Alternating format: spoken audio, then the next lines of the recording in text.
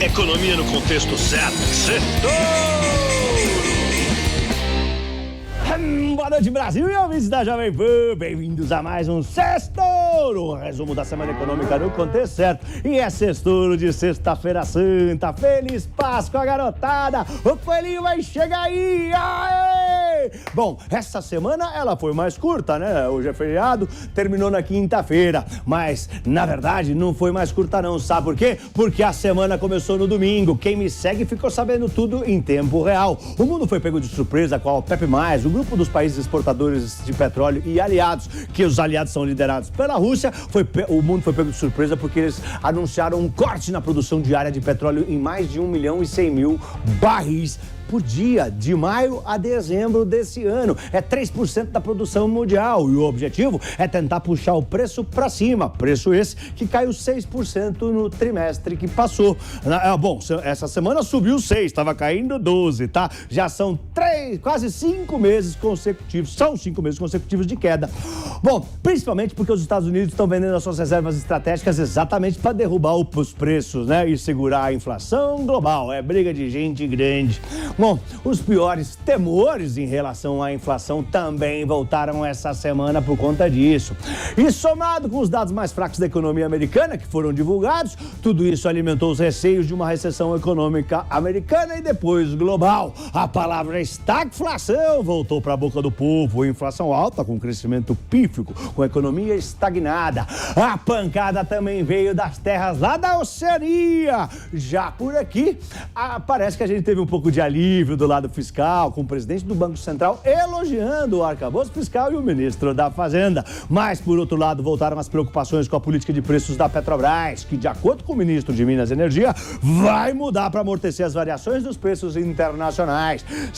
Bom, e o brincalhão das bitcoins também voltou.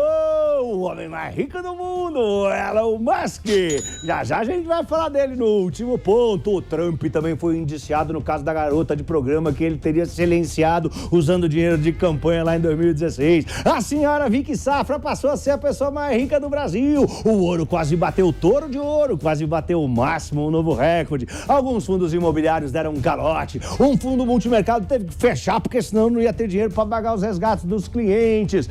E o nosso Ibovespa B3 terminou a semana de 4 dias, né, se não contar o domingo, com 1% de queda aos 100.821 pontos, enquanto o dólar fechou cravado no 0 a 0 aos R$ 5,06. Vamos para os pontos que eu separei para o nosso Sextouro de hoje. Recessão nos Estados Unidos, sim ou não? As preocupações com a recessão americana pioraram, a curva de juros se inverteu ainda mais, corroborando que é uma recessão no fim do ano. Bom, lá nos Estados Unidos, aumentaram as expectativas, já que saíram vários indicadores da economia americana fracos, mostrando que a política de alta de juros por lá começou a fazer efeito na atividade econômica. Os dados do emprego vieram ruim. Primeiro, a criação dos empregos JOLTS de fevereiro atingiu só 9,9 milhões, né? É o menor desde de maio de 2021. Ou seja, parece que é muito, mas não é tanto, porque a economia lá é muito grande, tá?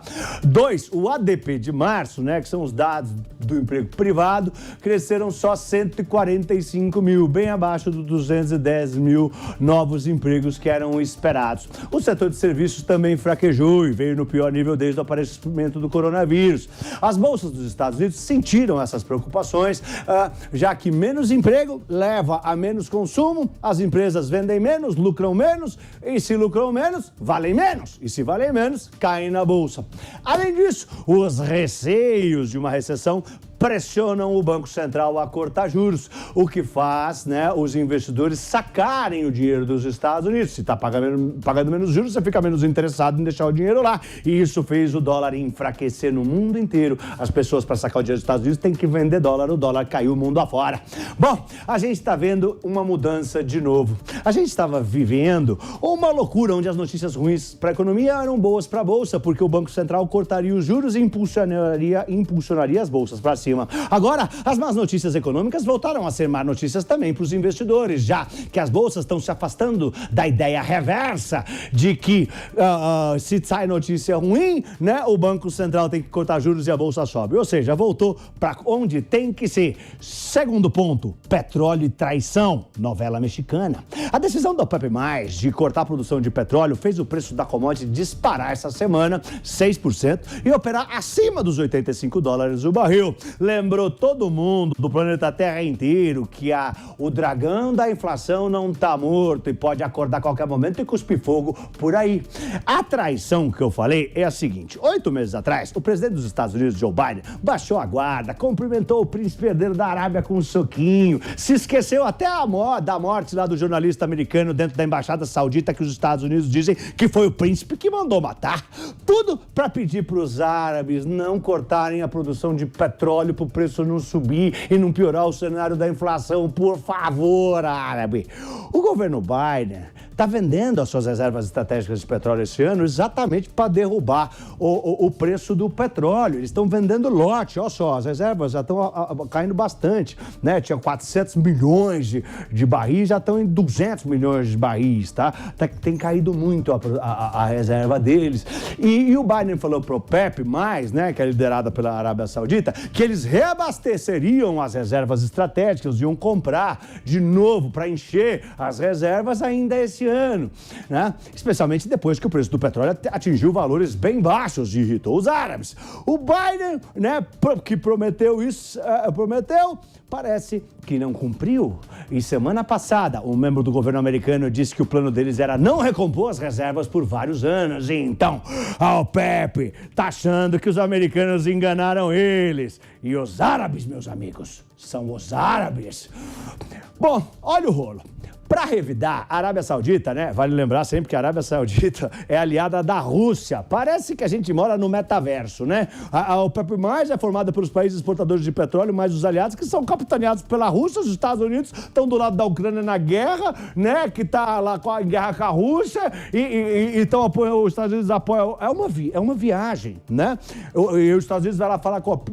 Bom, mas vamos lá. Os árabes e os russos decidiram cortar a produção do petróleo para puxar o preço do barril para cima, né? Porque os americanos tinham prometido recomprar e falaram que não vão recomprar, então eles estão complicando a vida da inflação americana e do mundo. E também complicam a vida do presidente dos Estados Unidos. Hey, Joe Biden! Esqueceu de combinar com os russos?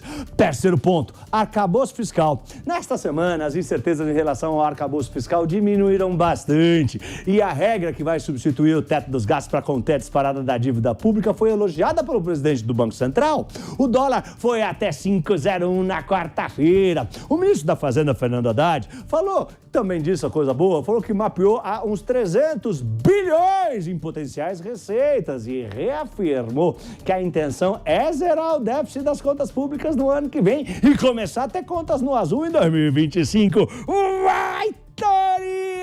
O presidente do Banco Central falou que a sua avaliação sobre o arcabouço fiscal é super positiva e que o que foi anunciado elimina o risco de explosão da dívida e que é preciso reconhecer o grande esforço do ministro Haddad. Amigos, para sempre! Mas o Roberto Campos Neto deixou alguns recados. Lembrou para o novo amigo, né, que subsidiar empréstimos pelo BNDES é um dos motivos que sustentam os juros do Banco Central mais altos e que não é porque o arcabouço fiscal foi apresentado que os juros vão cair imediatamente. Ele lembrou que a relação não é mecânica. Primeiro, o arcabouço tem que estar funcionando, né? E depois tem um efeito de defasagem, que é o tempo que o arcabouço leva para começar a fazer efeito na economia. E a partir daí, sim, os juros vão cair.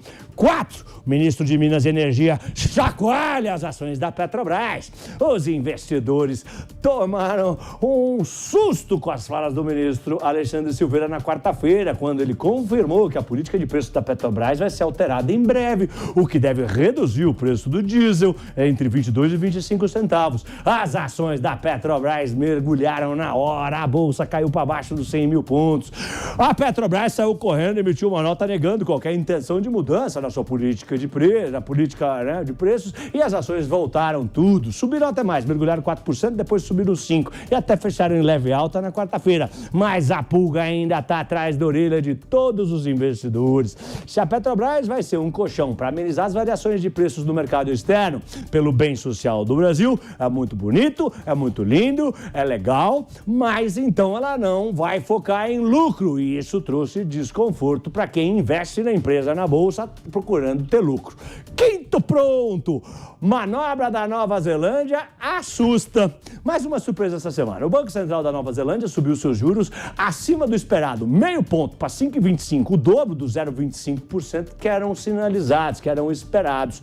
E isso sinalizou que a luta contra a inflação não está vencida, não. O planeta ainda está desesperado. E isso acendeu um alerta de que esse movimento pode ser seguido por outros bancos centrais e novas altas de juros acima do esperado podem acontecer e pesar nas bolsas e encaminhar países para recessão econômica. Um movimento contrário ao que vinha acontecendo com a parada na alta dos juros, já que todo mundo achava que os índices nas taxas de juros tinham atingido seus picos e que a inflação também já tinha atingido o máximo. Sexto ponto de hoje, Elon Musk apronta mais uma. E o brincalhão das bitcoins, o dono da Tesla, o auto-intitulado imperador de Marte, o Elon Musk, atual dono do Twitter, aprontou mais uma essa semana. Ele trocou, olha o que ele fez, gente. Ele pegou o logo do Twitter, aquele passarinho azul, e trocou pelo símbolo da criptomoeda Dogecoin, aquele cachorrinho lá da raça Shiba, lá que fica olhando marronzinho assim. A troca levou todo mundo a pensar que ele estava apoiando essa criptomoeda, que ele já apoiou abertamente algumas vezes, né? E por alguma razão ele poderia, sei lá, se ele está montado em ação, não se sabe. Eu sei que a Dogecoin disparou quase 30%. Esse Elon Musk é um brincalhão.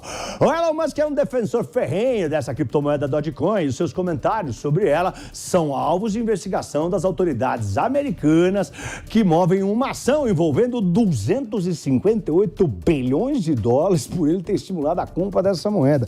Meu Deus, dinheiro, mais dinheiro, é muito dinheiro até para ele, que é o cara mais rico do mundo, né? Mas eu também nem sei o que eles estão investigando, porque esse mundo de cripto não tem regra nenhuma, tá? E pra semana que vem a gente vai ter importantes dados de inflação nos Estados Unidos, na China e no Brasil. A OPEP divulga o seu relatório mensal sobre o petróleo depois da bagunça que eles aprontaram essa semana. Saem dados da atividade na zona do euro e nos Estados Unidos também. E o Lula vai para a China. E se você quer entender mais sobre as forças que movem o mercado, invista em conhecimento. Acesse o site da newcursos.com.br, use o voucher de desconto Sextouro e compre o combo do meu curso Touro de Ouro 1 e 2 com um super desconto e ainda em 12 vezes sem juros. São mais de 50 aulas, mais de 12 horas de conteúdo onde eu ensino tudo que aprendi nesses 30 anos de mercado.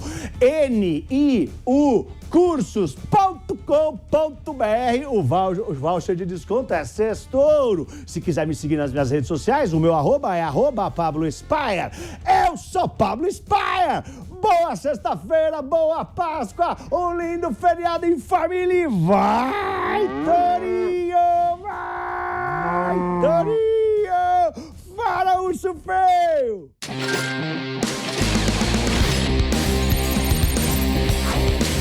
Economia no contexto certo. Sextou!